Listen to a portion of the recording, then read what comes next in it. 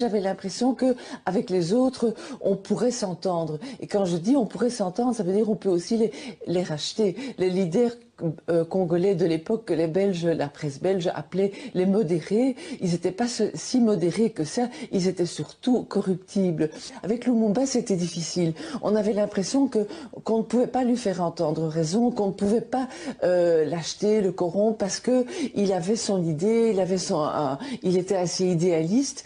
En ce sens-là, oui, c'était un radical. Même en Belgique, les adversaires de Lumumba ne restent pas inactifs. Comme la commission d'enquête a pu l'établir, des fonds secrets sont envoyés au Congo dès juillet 60 pour déstabiliser le gouvernement Lumumba. Ce qui m'a frappé, c'est la piste de l'argent. C'est de découvrir qu'en 60, la Belgique avait voté un budget spécial qui était tout de même de 7 millions d'euros, ce qui n'était pas rien pour l'époque, qui était un budget spécial pour se concilier les faveurs des leaders congolais de l'époque. Aujourd'hui, je me dis, mais au fond, c'est une leçon qui leur a été enseignée en 60, et ben ils l'ont bien apprise, mais il faut retourner aux sources. Donc cet aspect de fonds secret qui échappait au contrôle parlementaire, qui était destiné à soudoyer les dirigeants congolais de l'époque, c'est quelque chose qu'on ne savait pas, en tout cas moi je ne le savais pas, et qui m'a vraiment fait réfléchir.